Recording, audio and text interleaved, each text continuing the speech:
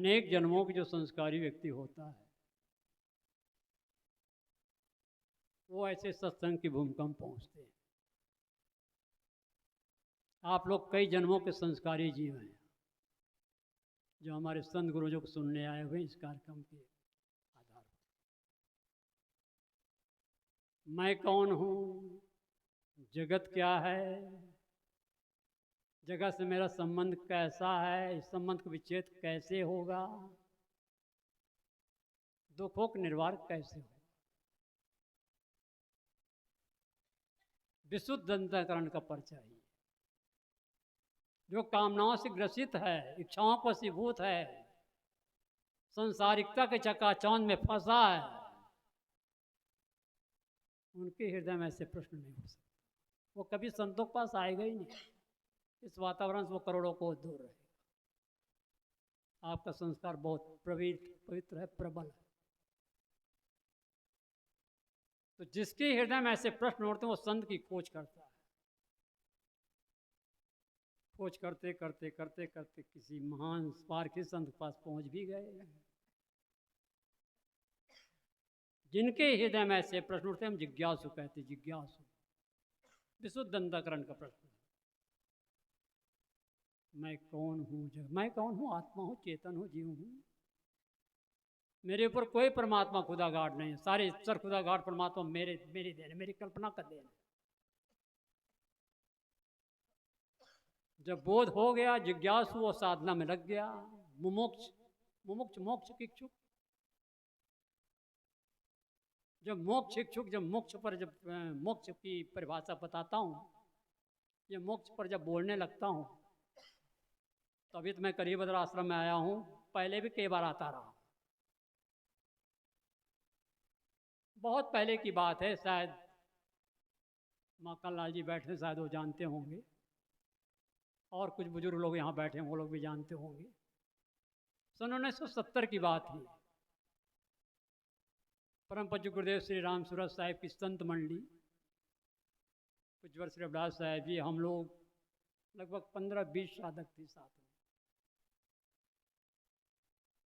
सायंकालीन सत्र समाप्त हुआ। चलो आज थोड़ा चर्च घूमे आते हैं। चर्च तो समझते हैं आप,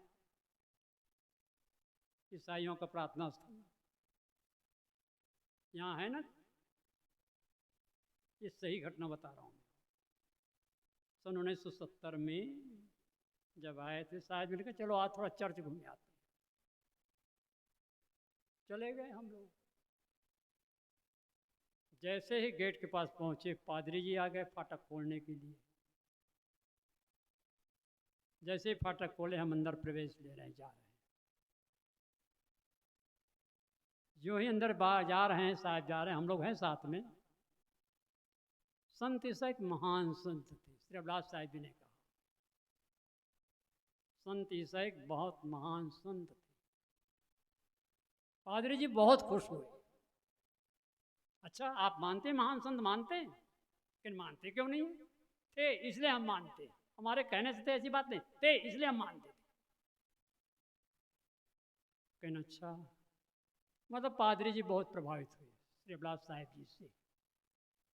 फिर उन्होंने कहा एक निवेदन और मेरा, लेकिन क्या, कि आप उनको मोक्ष दाता भी मान लीजिए। सुन रहे ना आप लोग? अरे हाँ तो कहोगा, बोलो सदगुरुदेव की। कभी कभी हुंकारू फाड़ दे करो भाई। पादरी जी ने कहा साहिब जी से,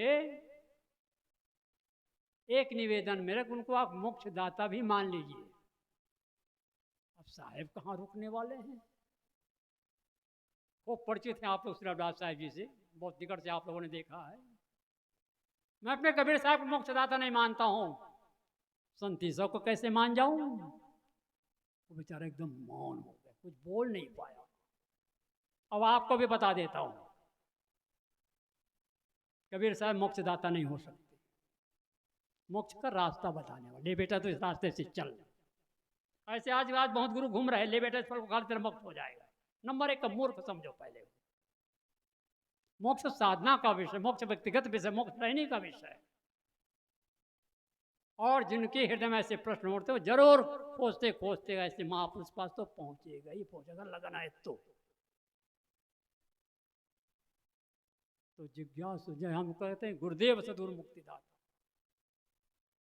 हमारी श्रद्धा है, हमारा भाव है, कहना भी चाहिए। वैदिक साहित्य के पहले और कबीर साहब के पहले, वैदिक साहित्य बाद और कबीर साहब पहले, जिस ढंग से गुरुवर कबीर का पारव सिद्धांत निर्णय मिलता हमें और कहीं नहीं मिलता।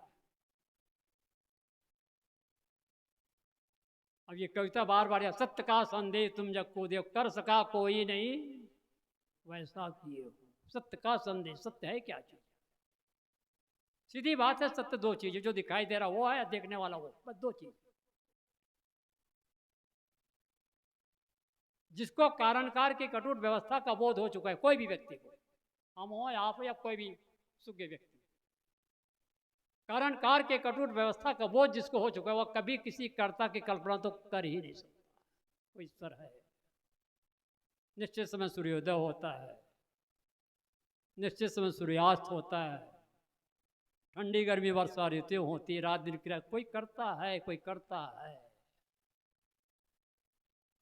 करता कौन? ईश्वर है, भगवान है, परमात्मा है। ईश्वर है कहाँ? श्री प्रहलाद साहब जी की कविता की पुस्तक, जो मैं कविता गाया करता हूँ आप लोगों के बीच, ये कविता कहाँ जानता मालूम आपको? मैं बता रहा हूँ, हृदय के गीत पुस्तक में। मेरा सबसे निवेदन आप सबसे, हृदय गीत पुस्तक आप लीजिए, पढ़िए, और हर व्यक्ति को उनके पास रखना चाहिए। ईश्वर ही मानव कल्पित है, कैसी उनकी बानी, वेद पुराण बाइबिल सब मानव की गई कहानी। ईश्वर की पाली छोटी मत पोथी अवतारों से, मानवता का उदय हो मानव के सुचारों से। सभी पुरुष मत ग्रंथ मानवी, मानव की सब लीला, मानव की मानवता जागे बने मानवी से। ब्रह्म सुख निर्वाण राम रहीम सारे, सत्य के पर्याय हैं निज रूप न्यारे। कस्तूरी कुंडल बसे तुमने बताया, आप ही में मस्त होना है सिखाया। मृगा के नाभि कस्तूरी में ढूढ़त बनमाए, तैसे घट घट राम है दुनिया जानत नाय। जो तिलमाही तेरे जो चकमक में आग, और तेरा साईं तुझ में। सब तो जानते हो, कौन सी नई बातें बता रहा हूं मैं। अभ्यास कितना करते हैं इस पर फर्क पड़ता है। जानते तो हैं बहुत लोग, जानते कौन नहीं जानता। तो जिज्ञासु, मुमुक्षु, साधु, संत और सदगुरु, पूरी दुनिया का सदगुरु सबसे बड़ा पुरुष, इससे बड़ा पद तो कहीं है ही नहीं। इस बात में बहुत सूझबूझ से कह रहा हूं, इस पद से बढ़ के कोई नहीं। जिज्ञासु मुमुक्षु जो है, गुरु संत के पास जाते हैं। गुरुवर कबीर कह रहे, ऐसे से तो मेरी सेवा को स्वीकार करता है, सुतमान हमारी सेवा। गुरुवर कबीर कह रहे हैं अपने शिष्य से, तय सुतमान हमारी सेवा। तो कह राज देव हो देवा, अगर तू मेरी सेवा को स्वीकार करता है तो मैं तुम्हें मुखमंगा राज देने के लिए तैयार हूं। कौन सा? जिसमें मोदी जी बैठे हैं? ये नहीं, ये तो आज नहीं कल उनको मोदी को छोड़ना है। नाराज मत होना आप लोग, ये तो कुछ दिनों का राज है। ये राज तो कुछ दिनों का है, और एक दिन आज नहीं तो कल छोड़ना है, पक्की बात। नाराज मत होना भाई उनके समर्थक लोग। जिस राज का परिचय गुरुवर कबीर दे रहे, वो कभी आपसे छूट ही नहीं सकता है। इस बात को मैं बहुत ही सूझबूझ से कह रहा हूं। वो है आपकी आत्मा, आपकी चेतना, आपका जीव, आपका अस्तित्व। पति पत्नी का संबंध बीच में होता है, नन्हे मुन्ने प्यारे बच्चों का संबंध बीच में होता है, खेती बाड़ी रुपया पैसे धन दौलत संबंध बीच में होता है, बीच में टूट जाता है। लेकिन आपका संबंध आपसे बीच का नहीं है भैया, सदा से है, सदा से है और सदा रहेगा। लेकिन याद रखना, इस संबंध को तोड़ने के लिए सब बैठे हुए हैं। आपको भी इधर आना है, आज नहीं तो कल। नाराज मत होना भैया आप लोग, आपको भी आज नहीं तो कल आना ही इधर आना है, क्योंकि हर व्यक्ति शांति चाहता है, सुख चाहता है। तो जिज्ञासु मुमुक्ष साधना कर रहा है, मोक्ष की इच्छा कर रहा है। मोक्ष खाने की वजह, मोक्ष रहने की विषय है, एकांतिक विषय, साधना की विषय। जितना करता चला जाएगा मोह से रहित होता चला जाएगा।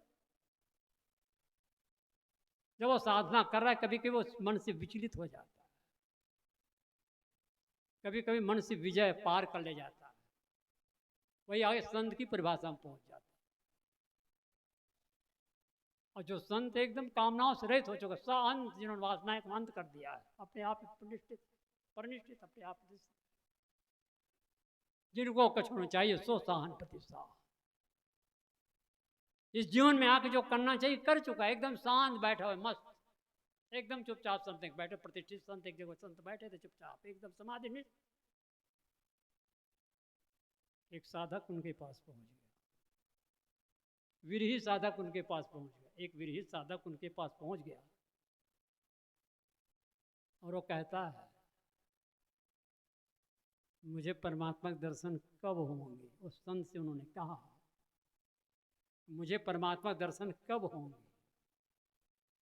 तो संत जी ने कहा, वो महात्मा जी ने कहा, परमात्मा तुमसे बिछड़ा कब, वो तारीख को बताओ तो मिलने की तारीख बता दूंगा। समझ गए आप लोग? वो है आपकी आपका परमात्मा, आपकी चेतना, आपका अस्तित्व आपसे कब बिछुड़ा है? बिछुड़ भी नहीं सकता, आपसे अलग हो ही नहीं सकता है। तुम्हारा वही जो तुमसे ना छूटे, कभी भी कहीं भी तुमको ना छोड़े, तुम्हारा परमात्मा राम। आजराय खंड रूपी परम प्रकाशी देखो, आजराय खंड रूपी परम प्रकाशी देखो, सूर्य से उजासी लेखो, अति ही सुहायु है। ब्रह्म जगत ब्रह्म मेटी झाई संधि काल नासी, संशय सब चूर कर धूर से उड़ायु है। वेदों प्रमाणे और वाणी न के मत जेते, और हूँ सिद्धांत सो तो सर्वलो दिखायु है। सर्वहूँ को जाने सो तो सर्वहूँ सो न्यारो रहे, सर्वहूँ को जाने सो तो सर्वहूँ सो न्यारो रहे। सोई गुरु रूप निज पारख लखायो है, सोई गुरु रूप निज पारख लखायो है। यही पारक, सर्वहूँ को जानो सो तो सर्वहूँ सुने ला। तो गुरुवर कबीर अपने जिज्ञासु से, शिष्य से कह रहे हैं कि तय सुतमान हमारी सेवा तो का राज देव। अगर मेरी बातों को मानता है तो मैं तुम्हें मुख मांगा राज देने के लिए तैयार हूँ। कौन सा राज? आत्मस्थित का राज, जो कभी आपसे अलग हो ही नहीं सकता है। लेकिन वहां पहुंचने के लिए विघ्न बाधा उसका परिचय दे रहे हैं। अगम दीर्घमगढ़ देव चुराई, कितने चुटेरे शब्दों का प्रयोग किए, कितने गंभीर शब्दों का प्रयोग किए। अगम, अगम, अगम मतलब पता लग जाना, अगम मतलब ना पता लग। परोक्ष, अपरोक्ष और प्रत्यक्ष इसी कहा जाता है। परोक्ष उसे कहते जिसकी सत्ता है नहीं, आज तक भूत प्रेत किसी ने देखा नहीं, परमात्मा नहीं, भगवान नहीं देखा, लेकिन है। अब जिसको है कैसे मनाओगे आप उसको? उसको बोध तो है नहीं, वो नहीं मान सकते। वो कई जन्मों के संस्कार कहीं धीरे धीरे कहीं जागृत हो जाए तो जानने में बहुत मुश्किल समझा पाना। बहुत जड़ जीव होते हैं, परमात्मा है। मना लो भला कुंभ मेला का, मैं नाम नहीं लूंगा, नहीं बड़ी बदनामी हो जाएगी। वो जो मर गए तेला मुक्ति धाम में पहुंच गए कथे, आए राम राम रे राम राम। जो बेचारा मर गए हैं उनको कहते मोक्ष हो गया, साक्षात मोक्ष हो गया, अमृत का पान गया। नंबर एक का बेवकूफी का परिचय है। वो क्या गुजरा उनको वो जानता होगा बेचारा। और भी बोल करके कुंभ मेला मत जाना मेरे बाबा लोग, क्षमा करना, मैं निवेदन कर रहा हूँ। ये आगे बाबा कई लोग जाने वाले होंगे, आपको क्या पता है। बोलो सदगुरुदेव की। बड़ा कष्ट होता है देख। हालांकि संतों की कृपा है, मैं भी कुंभ मेला होकर के आगे मैं पहले चला आया, साहिब जी के पास था मैं।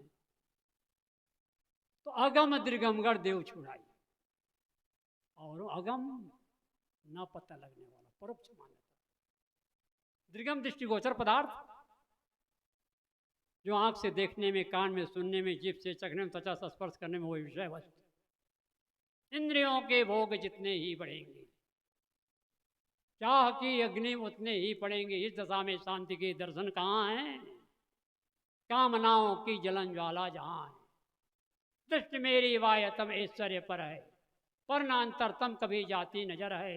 हम सदा सती ही बने हैं जिंदगी में, कर सके अर्पित न जीवन बंदगी में। जो जहाँ प्रीति अटल है जाके बासा ते तहाँ है ताके। जहाँ जिनकी वासना बने उसमें वहाँ निवास तो होके रहेगा। अनंत काल में हम क्यों भोग रहे हैं? अनंत कहानियों को भटक रहे, भटकते संस्कार जागृत हो यहाँ कैसे आ गए? कुछ देख लूँ, कुछ सुन लूँ, कुछ चख लूँ, कुछ भोग लूँ, कुछ कर लूँ। ये जो आकांक्षा, ये जो चाह है, ये संसार के समस्त प्राणियों को भटकाती है। इसी को समाप्त करने के लिए सत्संग की आवश्यकता। नित्य करसान लोहागन छूटे, नित्य की गोष्ठ माया मोट। परोक्ष की मान्यता और प्रत्यक्ष की मान्यता, मैं दोनों का परिचय करा रहा हूँ। गुरुवर कबीर अपने शिष्य से कह रहे हैं कि परोक्ष ईश्वर खुदा गाढ़ परमात्मा की कल्पनाएं का परिचय दे रहा हूं, जो व्यर्थ कल्पना करते हो।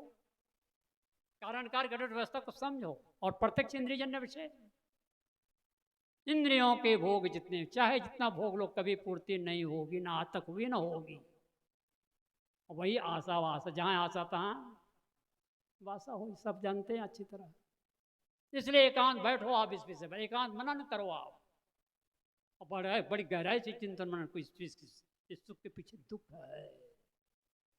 जय जय सुख की चाहो तैसे लक्ष्य समेत, गुरुवर विशाल देव ने कहा। जान सका नहीं आज तक, श्री विशाल साहब ने कहा, जान सका नहीं आज तक कोई जीव या भेद, पारक बिना स्वरूप के कैसे हो अखेद। खेद मतलब पीड़ा, कष्ट, अखेद कष्ट से रही। पारक बिना स्वरूप के, जब लग सदगुरु न मिले शुद्ध हृदय नहीं होए, तब लग दुख छूटने कोटि करे चाहे कोई। पार की संतों के पास जाओ, गुरु के पास जाओ, पूछो। बंधन छिपे न जाए से मुक्तताई की दृष्टि, बंधन जय अनुभव नहीं ते कोई मुक्त दृष्टि। बंधन का पर्जन वो क्या साधना करेगा? पहले बंधन को समझो तो पहले। मेरी मान्यता है, मेरा है, मेरा है, मेरा है, ऐसा मूड जन्म भर करता। मानते तो आ रहा है क्या वो मेरा है? और मेरा है तो छूट क्यों जाता है भाई? नहीं छूटना चाहिए। जो मिलता है छूट जाता है, जुड़ता छूट जाता है, जन्म लिया से मर जाता है, संग्रह सब हो जाता है। तो गुरुवर कबीर कह रहे हैं अपने शिष्य से, परोक्ष की मान्यताएं, ईश्वर खुदा गाढ़ परमात्मा की कल्पनाएं, और इंद्रिय जन शब्द स्वरूप रसगंध का विषय का परिचय तो मैं करा रहा हूं। परोक्ष, प्रत्यक्ष, तीसरा का है अपरोक्ष। आज तक किसी व्यक्ति ने अपनी आत्मा को नहीं देख पाया है, देख भी नहीं सकता, उसका आप अनुभव कर सकते। आज तक किसी व्यक्ति ने आत्मा को देख भी नहीं पाया, केवल अनुभव कर सकता है कि आत्मा मैं हूं। देखेंगे तो रूप का विषय, रूप फिर आकार प्रकार रूप दिखाओ फिर। अगर वो दिखाई पड़ता तो रूप के विषय, कान से आंख से देखते हैं रूप का विषय होता है, कान से सुनते शब्द का विषय होता है, जीभ से चखते रस का विषय होता है, त्वचा से स्पर्श का विषय होता है, नाक से सुनते गंध का विषय होता है। देखने वाला, सुनने वाला, चखने वाला मैं हूं, मैं तत्व हूं। मैं के बिना कुछ होता ही नहीं है। और कई धार्मिक जमा, मैं तो कुछ भी नहीं करने वाला कोई। पूरा कर रहे हो ना आप? इस भ्रम में कभी ना पड़ना। ऐसे वैसे क्या कहोगे, आज तो भिन्न भिन्न संस्कार के लोग हैं। ये जितने भी हैं, वेद शास्त्र कुरान गुरबाणी, जहाँ तक वेद शास्त्र कुरान गुरबाणी, जहाँ तक जीव ही की देने प्रज्ञा, तहाँ तक ज्ञान व विज्ञान का शोधक यही है। विश्व के सारे विषय बोधक यही है। ब्रह्म ईश्वर देवताओं का सृजेता, प्रकृति की गुण शक्ति सीमा पर विजेता, जीव के समतुल्य केवल जीव ही है। अखिल मानव सृष्टि का यह पीव ही है। जीव जब तक कामनाओं में फंसा है, तभी तक वह व्यवस्थाओं में ग्रसा है। कामनाएं छूट जब जाती जब है, जीव ही शिव हो जाता है। इसको बार बार नोट कर लो, नोट कर लो आप लोग। जीव ही शिव है, आत्मा ही परमात्मा है। भटको मत। ढूंढने पर जो मिलता है वो माया का रूप होता है। वो दर्शन हो तो छूट जाएगा, क्योंकि मिला उसमें छूटेगा। जो कभी न छूटने वाला है, सदा है, उसी की याद करना। तुम्हारा वही जो तुमसे न छूटे। आदेश तो 5 बजे बंद होना, लेकिन मैं 5:20 हो रहा है। पता चला 5 बजे बंद करना है, लेकिन मैं भी अतिक्रमण करता चला जा रहा हूँ। मैं आप लोगों को बड़ी प्रशंसा कर रहा हूँ कि शांत वातावरण में के आप ध्यान से सुन रहे हैं। एक कविता गाकर वाणी में राम लेना चाहूंगा। सत्य का जिज्ञासु सत्य के वास्ते दर दर भटकता, सत्य का जिज्ञासु सत्य के वास्ते दर दर भटकता, भूल जाता जग विपिन में विविध विषयों में अटकता। सूर्य की द्युति रश्मियों में, चांद की मोहक विभा में, शून्य के इस अंतहीन दसों दिशाओं निस दिवा में। उच्चतम हिमगिर शिखर पर, गहनतम दद की तली में, निविड़तम वन कुंज में, वो सरलतम जग की गली में। खोज कर वह हार जाता पर न मिलता सत्य उसको, खोज कर वह हार जाता पर न मिलता सत्य उसको। खोज करके आज तक भी मिल सका है सत्य किसको। सत्य हो प्रिय कर सुखद हो, और सत्य सत्य अपना, वह पदार्थ पृथक कहाँ है जिसके मिलने की कल्पना। वह तुम ही हो नित्य चेतन, ज्ञान का अविचल खजाना। वह तुम ही हो नित्य चेतन, ज्ञान का अविचल खजाना। सत्य स्वरूप का स्मरण ही है मात्र पाना, सत्य स्मरण ही है मात्र। बोले सदगुरुदेव की बुला।